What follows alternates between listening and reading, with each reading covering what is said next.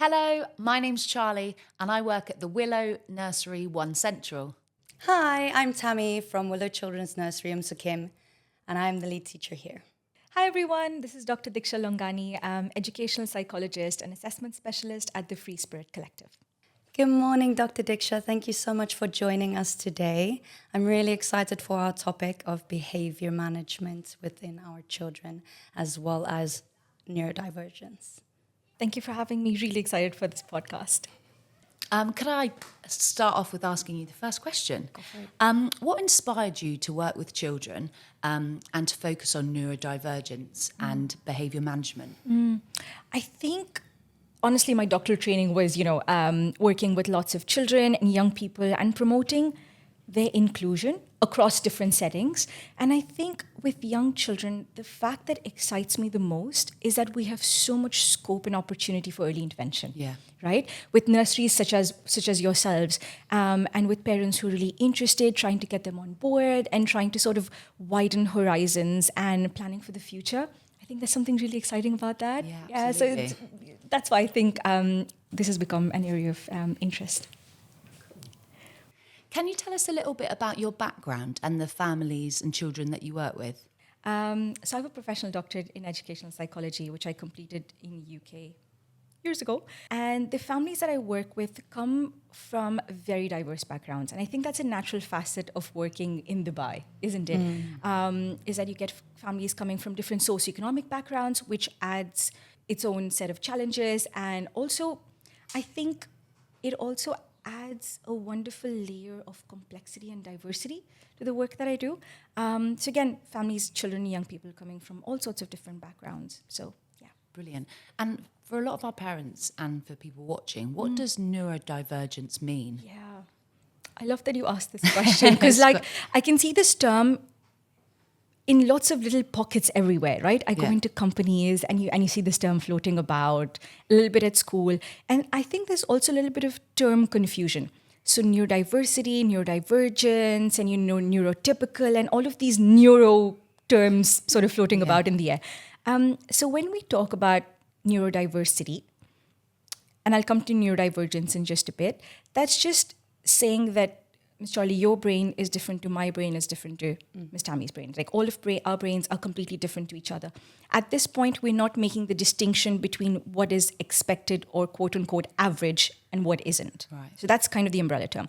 Neurodivergence is when a person has a diagnosed condition which says that their development or the way they think or the way they work is significantly different to what we would expect. And when I say different, I don't mean good or bad. Right? A neurodivergent person could have strengths in so many areas. So we're not sort of coming at it from a disorder perspective. So this is where sort of conditions such as ADHD, autism, dyslexia, dyspraxia, all of that sort of comes into play. So that's what we would call neurodivergence, when brains are significantly different to each other, which may put some people behind expectations in some ways, but also some of them would exceed expectations in the other areas. And that's why we need to treat each child as unique individuals. Yes. Mm-hmm.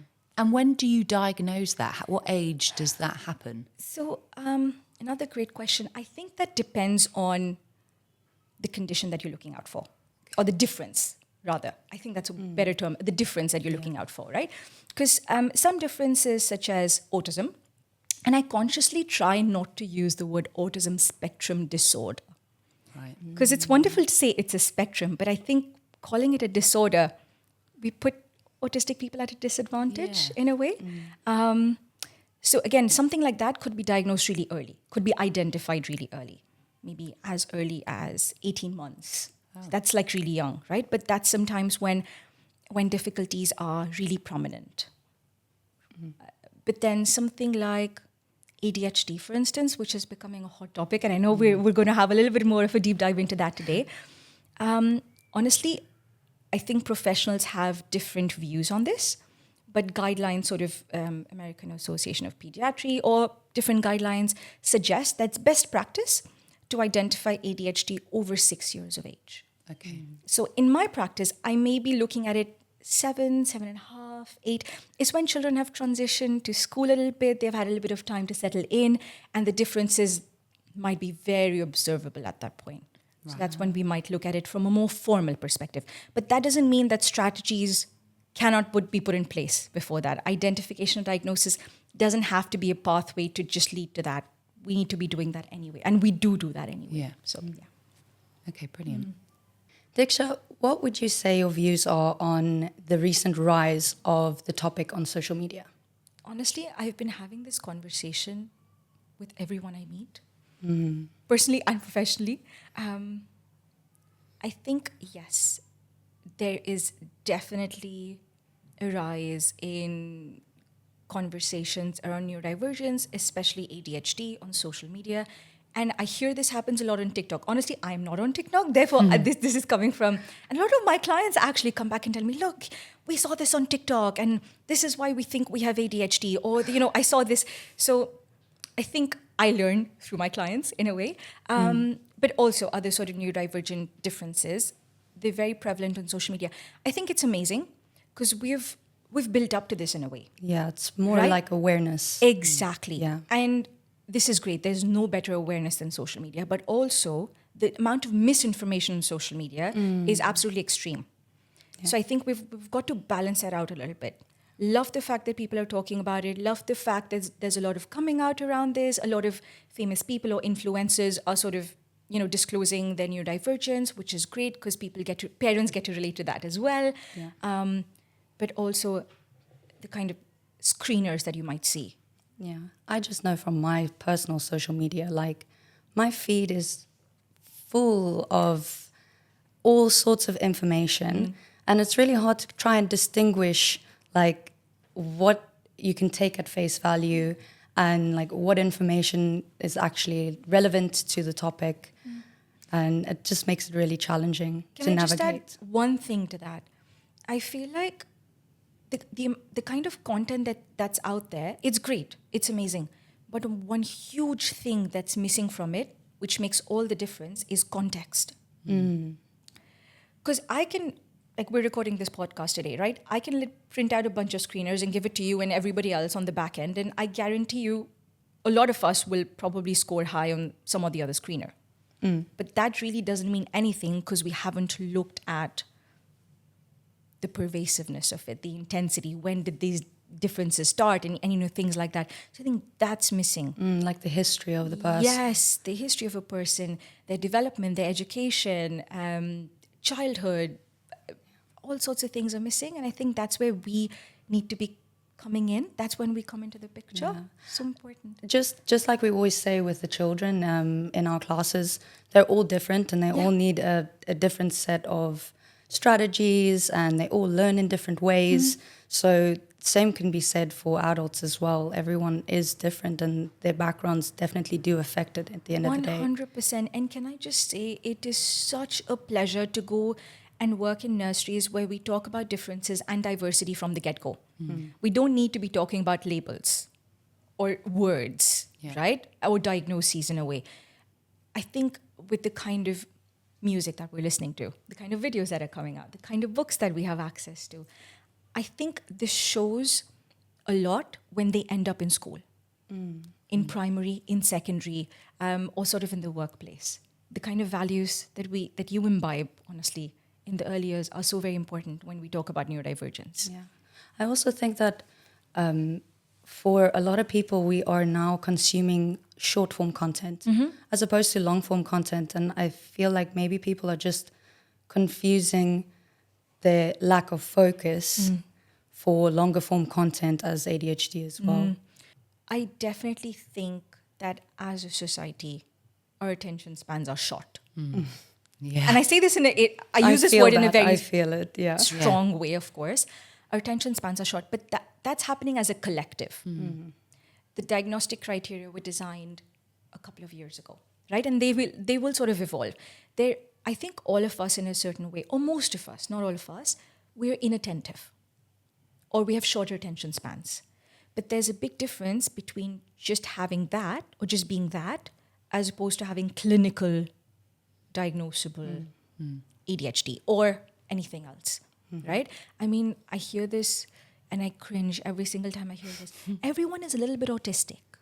It's a spectrum, is what they say. And it's whether you're on the high side of the spectrum or the low side of the spectrum. there is no evidence to say that every person is a little bit autistic. And I say this in air quotes in case someone's hearing me and can't see my hands. I think we're taking away from the people who actually have that brain difference, actually have that neurological difference. So I think the language that we are consuming and using has become very mainstream, a bit too casual. You have like kids 5 or 6 years old coming and saying, I have anxiety. I'm depressed. And they're obviously getting this from somewhere. Yeah. We're not blaming the kids. We're not blaming the parents. But I think some of these terms are being thrown about quite casually. Yeah, and they're picking them up. Exactly. Yeah. And I think that's why having terms such as neurodiversity, neurotypical, neurodivergence, that's so important. I also think that the parents need to be careful about the expectations that they put on their children.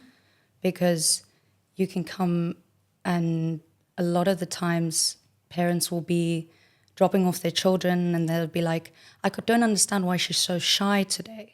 And then oftentimes I have to like try my best to stop them, because at the end of the day, you don't want to place that onto the child because the shyness will just increase. And that goes for so many other labels as well. I think the voice of the primary caregivers, whoever that is, right? That might be educators, that might be parents, nannies, grandparents, anybody else. At a young age, kids tend to internalize that language. It becomes the voice in their head. And it's wonderful to say that, oh, someone's a little shy in general or that kind of thing. But if we constantly are putting that in their ears, that becomes a voice in their head. And therefore, for instance, when placed in a new situation or in a new nursery or whatever, the kid's going to have this playing like a loop In a loop. in their head. And that's what we want to avoid. Some of it is quite natural because we don't want parents going like, after listening to the podcast, going like, I can't talk like this and I can't talk like that. I think it's just, as parents, it's so important to be a little bit reflective on the kind of language you're using, on the kind of content you're consuming as a parent. Look, there are certain movements that I completely subscribe to, like the neurodivergence movement or like gentle parenting and all of that. I think with that, because we're only getting like 1 second of the picture or a couple of seconds on social media, we're missing the wider narrative. On your points of gentle parenting, what do you think the difference is between gentle parenting and permissive parenting? And how do you think people sometimes get that confused? I think you've kind of answered that already. There is so much confusion around this. And I'm just going to talk about this from an anecdotal perspective, right? The clients that I work with is parents come in and they really... It's so wonderful to work with parents who want to parent slightly differently to the way they were parented. Right. Right? I think that's the first thing that we end up talking about, is like a little bit about what did your child look like, or like what sort of strategies did your parents use and what worked for you and what didn't. I think parents are starting to realize this, but also need to reflect on this a little bit more, that the strategies that we used 20, 30, 40, 50 years ago may not work as well right now because things have changed, right? I think nurseries, schools, in the way they work with kids has changed. Social media has changed a lot of things. I think we live in a much more diverse and open world. So all of these factors have contributed to parents having to reflect on their parenting styles, right? But somehow the concern amongst parents is that terms like gentle parenting, connected parenting, strengths-based parenting, whatever you want to call, they think it's a free-for-all thing. All that means is we have to let our kids do whatever they want, and they're very concerned that if this happens, their kid will become spoiled. And I agree. But that's not what gentle parenting is about, right? And I'm just going to give you my take on it. And you can tell me if you agree or disagree with it, or if you've seen anything different or similar. So in my opinion, gentle parenting is about being emotionally attuned to your child, right? It's about being a little bit mindful about and recognizing what they might be feeling and experiencing in the moment, Okay. and validating that for them. So a little bit like emotion coaching Yeah. in that way, right? But it does not mean that they cannot set limits on behavior. That is a huge aspect of emotion coaching, which John Gottman talks about a lot, right? Is that it's wonderful to recognize, empathize, validate, but we absolutely can set limits on behavior. So you're being sensitive as a parent, but you're also saying, well, we love you for who you are, we accept you for who you are, but we do not accept this behavior. Right. Yeah. We do not tolerate hitting, shouting, screaming, pushing others, whatever it is that you want to put limits on, right? So it's to me, gentle parenting is more about connection over correction, or connection That's a- before correction. Sorry. That is a beautiful way to explain that. Yeah. So you need to connect with your child, like get down to their level physically, metaphorically, in whatever sense. Recognize, empathize, validate, and then go like, we love you. We love your emotion. Emotions are okay. I think we go like, we don't want a child to get angry. But it's part of their learning. They have to get angry because Yeah, let's think of us as adults. I mean, it's end of the week. We might be feeling tired, or we might be looking forward to something. It's quite natural. So I think we need to distinguish, parents need to distinguish between emotions. Emotions are valid, but maybe the expression of it, Yeah. i.e. the behavior, might not be what we're looking out for right now.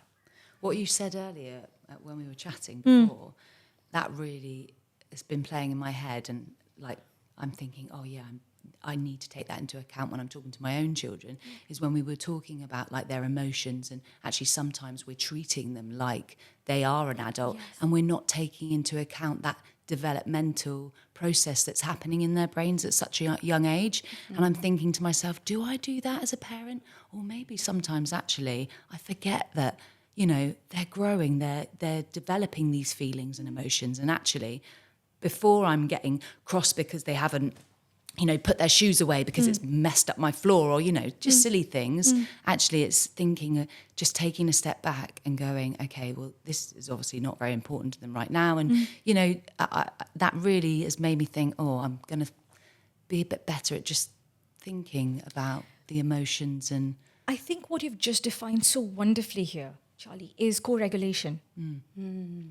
Is, and I'm going to get a little bit theoretical here, but hopefully in a more accessible way, right? I think decades and decades ago, like hundreds of years ago, how we started thinking about parenting or the way mothers were with their children, because back then it was just mothers, and now we've got different types of families. So I want to take that into account. But it's like the container-contained model. So as I think of the parent as being, and tell me if this is a very weird analogy, but I like using it because that's how I learned about it, is like being an empty container, right? To be able to receive, process, validate, mirror back the emotions of children. But a parent can only do that when their own sort of tub is empty or has space for it, yeah.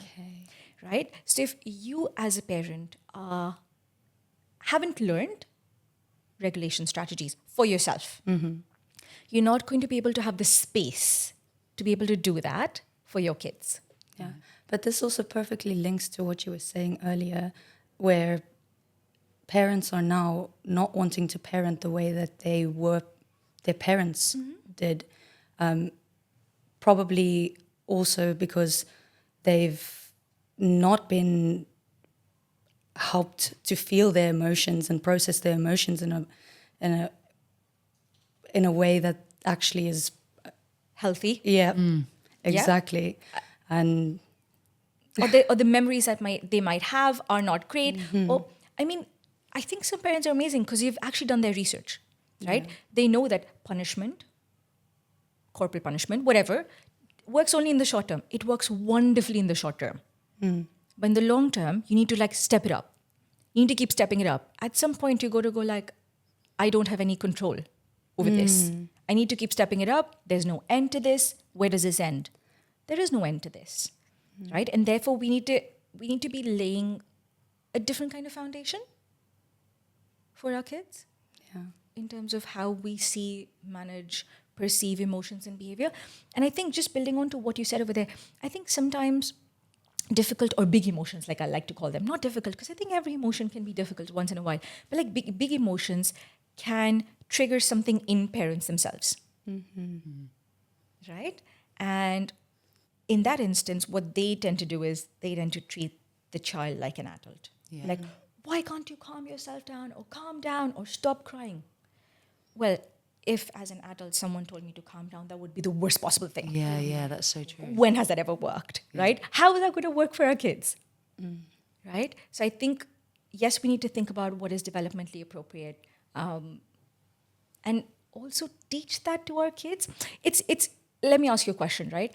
And it's not a rhetorical question, but if a kid was struggling with the alphabets at nursery, what would you do? You should go one-on-one with them, right? Yeah, and find different ways that might help them. And they might not learn the way that you're doing, like by telling them, but they might learn visually or making it exciting. And Absolutely bang on, right? So if we can adopt different strategies to teaching literacy, numeracy, whatever it is, why can't we do that with emotional regulation or behavior management? It is like any other skill that can be taught. One thing that I read was resetting your parasympathetic nervous system with bilateral stimulation. And didn't understand any of that. it's basically if you cross your arms over your body and you tap from side to side, it resets your nervous system, and it kind of gets you out of fight or flight so that you can calm yourself to a point where you can actually like think rationally about a situation. That's why so many of our kids, they like hugs. Because what are we doing? We're crossing our hands behind their back in a way. Oh, that's Like patting their head and all of this. It's not just about physical affection. I think we are touching parts of the body that help us to regulate, giving ourselves a hug, or like moving hands up and down. I don't know if this is messing with the mic in any way, but like, it's things like that. This is why what we do already is so important. We're just sort of realizing the science behind it right now. The things that we have been doing for a long time that are working. So we're kind of discarding as a generation some things that didn't work for us, and we're trying to adopt more of what is working, which is what strengths-based parenting is about. It's not just about not looking at their weaknesses, but sometimes we focus too much, and especially if a child is neurodivergent, so to say, right? We tend to focus so much on their weaknesses or the areas of development, so to say, is that we don't look at what they're actually good at and spending time to sort of expand, enhance, and provide opportunities to work on for a bit. So, And with all these big feelings that we're talking about, when children are having these feelings and they're developing, how do you distinguish between, like a tantrum when they're, not doing, they just don't like what you've said behaviour-wise, and a meltdown? Like, what are the differences? I feel like these terms are used interchangeably quite often. We tend to substitute meltdown and tantrum. So if a parent is coming to me for a consultation, they go like, my kid has a lot of tantrums, or like, I'm really concerned about all of this. I feel like the difference is between the intensity of it. Okay. Right? How often is it happening? I might just literally go like, okay, even tantrums and meltdowns have a certain connotation to it. I'm going to put these words to the side for now. You're experiencing a breakdown, basically, in regulation. Behavioral regulation or emotional regulation, right? Big behaviors through actions, which are difficult to contain or manage, or emotions, like excessive crying, excessive anger, way too much happiness that we don't know where it came from, so it might be a bit concerning, whatever. Tell me how often that happens. Tell me how do they learn to manage themselves? Is it happening in public spaces? Because I think parents can get quite conscious about that, understandably so, like airplanes or malls or things like that. So I think we need to focus on the actual factors, like when is it happening? What strategies are they using? How are you as a parent regulating yourself in the moment when your child is sort of finding it really hard to regulate? Because I think that can be a make or break situation. So when children are in the heat of a tantrum or a meltdown, what do you recommend is the best approach for parents to take? Again, going to get slightly technical, but then hopefully in a more relatable way. There's a lovely theory that I talk about in one of my classes, and that's called the assault cycle. I know it sounds a bit like thing, but it's literally like a graph that goes up and down, right? So when a kid or an adult even of that matter, like you said, is in the thick of it, is having a really difficult time, is maxed out basically. You can see that they've tuned you out. Sometimes kids get a little bit of this glassy look. Yeah, and I can see you can identify with that. Bit of a glassy look. They're with you, but they're not with you. They're physically with you, but like emotionally, mentally, they might have tuned out. In the one ear, out the other. Yes, exactly. At that point, as we were just talking about, we need to let it pass. Number one, we need to make sure they're safe. You are safe, and any kids or anybody else around is safe. We need to set boundaries, of course. Like if they're hitting anyone, if they're going to bump into something, we just need to make sure the space is clear, right? And then they just, like I said, need to get down to their level and just be with them. Honestly, this is the worst possible time to problem solve with a kid. Why did you do this? Why are you angry? Why are you screaming? Do you need this? Do you need that? All reason goes out the window. Exactly. They have checked out. It's like, again, it's like this model. It's like they flipped their lid. They've disconnected the upstairs and downstairs brain. Upstairs brain, regulation, reason. Downstairs brain, very much like Primal. Exactly. Thank you. So the connection. Usually they're connected. It's all together, and they've checked out. So at that point, we just need to let the big emotions, the big behavior play out a little bit, as long as they're safe and you're safe. And once that is done, give them a few more minutes. I know of some parents, and I've literally seen this happen, like on video or like when they're happening in front of me. The moment the child's like started to come down a little bit, the graph is sort of receding, then they jump into problem solving. What happened? Tell me what happened. Don't do this again. Go and apologize to this person. Look, I'm all for this. We need consequences. I'm in no means saying that we don't need consequences, but they need to be applied at the right time. So if you think they're receding, give them a few extra minutes and then jump into problem-solving mode. Your discipline and your consequences. Honestly, I don't think discipline is wrong. Consequences are wrong. Negative or positive reinforcement is wrong. It works. But it works when you apply it at the right time. Not when they're like at the top of the graph and, completely, no, that's not going to work. And then you're going to feel like, well, this is not working, so I need to up my game. I need to punish them. I need to do... But it's just about the timing. And when you say like be with them, if for example that they have this tantrum and their lid is blown, and they kind of like walk off, are you allowing them to have that moment, or would you advise like the parent to kind of follow and be with them still? Wonderful question. So if I'm seeing like right now, I'm seeing kids like playing on the playground, right? So it's kind of secluded. If within that boundary you think they're safe, let them be. Okay. Don't like, I've seen parents follow Yeah, a little like, bit. Yeah. And I get that, of course. Like, so a little bit is fine, but just let what I think our bodies are naturally wired to regulate themselves. Nobody teaches kids to cry.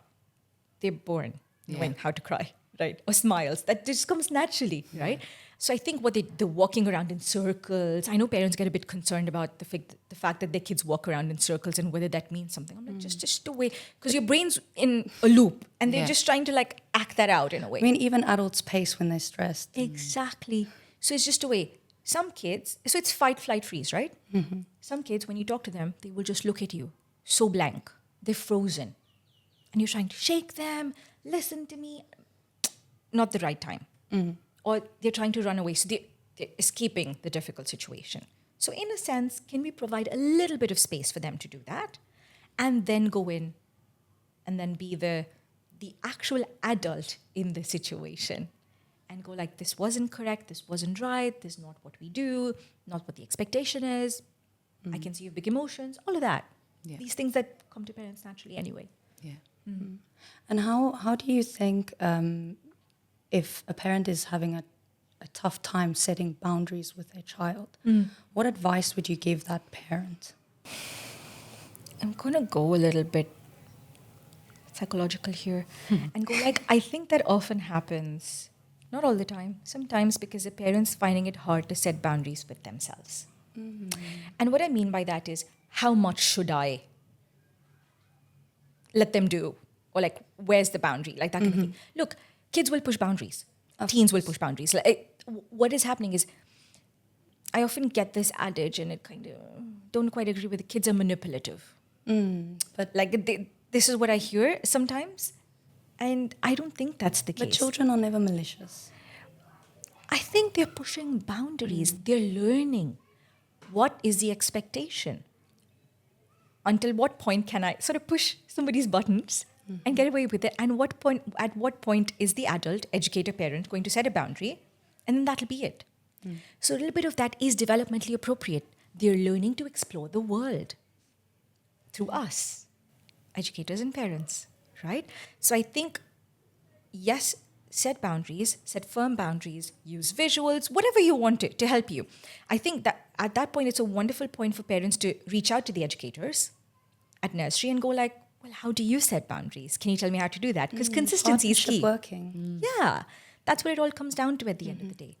So just doing that and then taking it from there, because a different approach is going to work for every kid.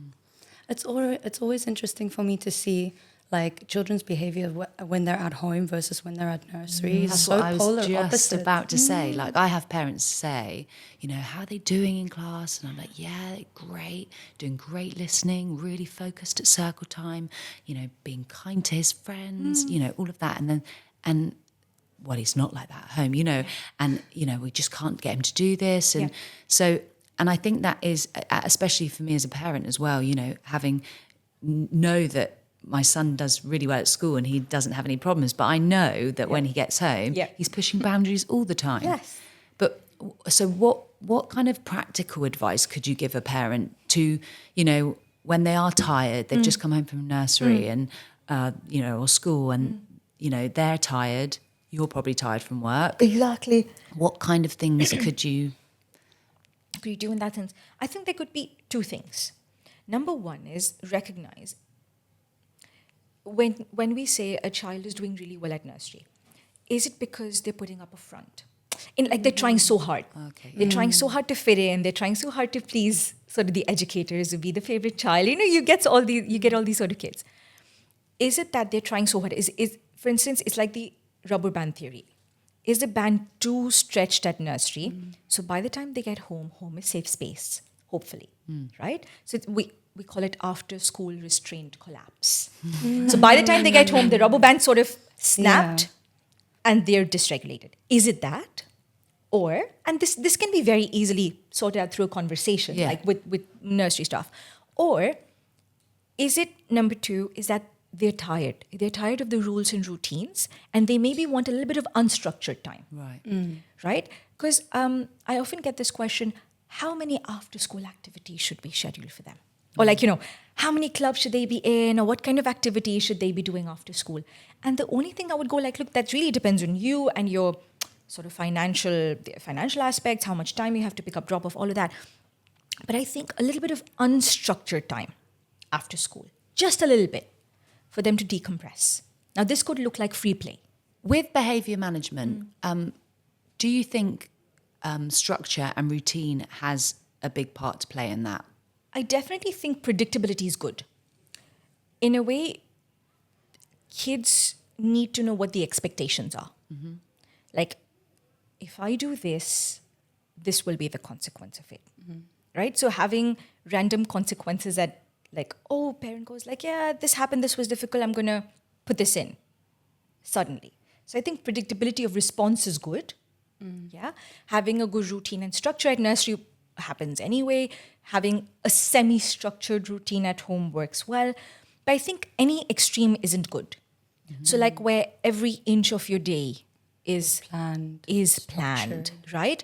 Or there's no scope. So that's more about routine of the day. But like, there's no scope for a kid to just like express or let go of like heavy things. So like at school or at nursery, sometimes we have calm down corners, right? Yeah. I mean, with some kids, I've literally asked parents to have a sensory corner, not label it like that, but like a few sensory sort of toys or objects at home, or like just some things that kids can use to regulate themselves. So just, they know they have a space, they know they have people.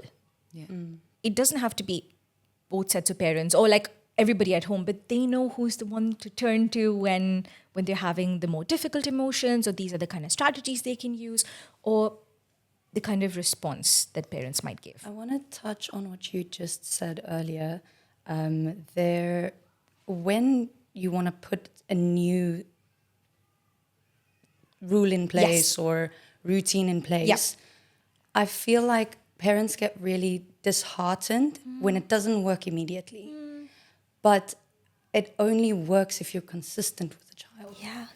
And if you've communicated that to the child, not with like the 1 or 2 years, but anyway, it's like, and we can even communicate using visuals or like, this is acceptable, this isn't. But like, you're absolutely right. Consistency across all caregivers, whoever might be in the picture.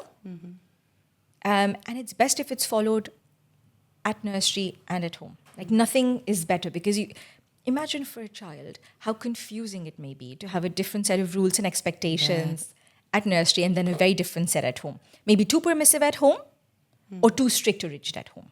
So as much as possible, that's where alignment is so important. Communication, conversation is so important. And I think, and I don't mean this as like, sort of a tagline, oh, it's so obvious. But I genuinely think for a parent who's feeling a little bit lonely, unsupported, struggling with behavior, conversations can really help. Because just for me, imagining knowing that what my child is going through or maybe going through is developmentally appropriate. Other kids are doing that too. That might shift from, oh my God, I need to do something about it. I need to take them to see a professional, or this could mean this, and this, to go like, oh, it's a phase. Yeah. And it will pass. And the kid will learn strategies to go through it. Such a big difference in the narrative, right? Yeah. Makes all the difference. Yeah, absolutely. And you said about, like matching up kind of like the routine sometimes with the nursery and at home. If at all possible. Yeah. At nursery, we do have like quiet corners, reflection corners. We have all those sensory materials that we can offer to children when they're feeling, in that moment. But what advice would you give to parents at home if they don't have those kind of sensory materials? I've heard parents say, we do the thinking step at home. We sit them on the thinking step for them to have a think. But what things could you do rather than giving them a naughty, some parents use the timeout naughty. So what advice would you give to parents to kind of give them that space to feel those big emotions? Number one is to always understand that home will be more unstructured than nursery. You can never put the same physical boundaries, emotional boundaries in place. Home will mostly always be the place where, and I see this with air quotes, new behaviors will come into place, right? Because obviously they spend more time at home with their parents or whoever it is that they feel safe with than at nursery, right? So number one, it would be just for the parents to reflect on that a little bit. And number two, I think, would be I'm trying to think, because this is a one. Yeah, I know it's difficult, isn't it? I'm just trying to think what I do at home. Like, I don't necessarily, maybe I don't give them that space to have to maybe send, rather than sending them to their room. If if it's behaviour, do you know what I mean? It's just that space to be able to reflect. Also about behaviours, they'll crop up at home because it's their safe space, and parents are often so surprised that they're having these big behaviours at home, but it's literally because parents are the child's key person. Like, that child has known that the parent for their entire life. Like, the parent is the child's world.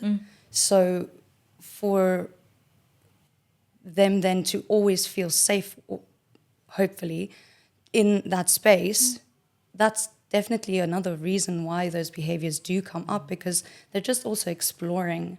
They are, and I think home can be complex in other ways, right? There could be discord, there could be a new sibling, all of these factors that come into play that they might not remember when they're at nursery, right? So I think home is complex. We need to bear that into mind. And I genuinely think, I know I've said this before, but as much as possible, if parents can recognize, empathize, validate, then set limits, and then problem solve with them. There's like a little bit of a structure going on there. Because parents go like, what do I do? Like, if you can do this, if you don't have any fancy toys, no fancy materials, no investing on like a sensory corner, whatever, if they don't want to. It's literally just they are enough. Knowing that parents themselves are enough. Yeah. I think that can work. And after whatever it is that has passed, is sitting down with the kid, and maybe if they have the level of language and communication, is problem solving a little bit with them. Like what might have caused some of the difficult or the big emotions, or what they could do, what's helpful for them. Maybe for a kid, running around is helpful. Maybe just, a little bit of deep pressure is enough. So like experimenting a little bit as well. I think a little bit of, because we expect kids to be playful and curious. Maybe a little bit of curiosity from parents as well. Might be good in this front. Because I don't think there is any website, any psychologist who can tell you, this is what you do and this will work for your kid 100%. I mean, it's very true what they say. Children don't come with a handbook. As much as we want to, I think they're unique in a way. So yeah. What are your thoughts, just out of interest, on iPads, all the new modern, yes. At home? I know parents have asked me before, should they be, is it okay for them to have some, device time?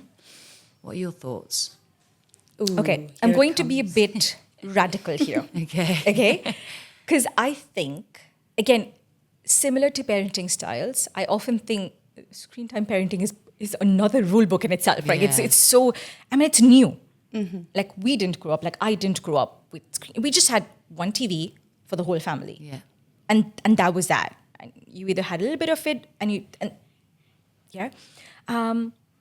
I feel like I completely agree with some guidelines. They say up until the age of 2, no screen time. Great. There's amazing evidence for it. There's generally no need for it.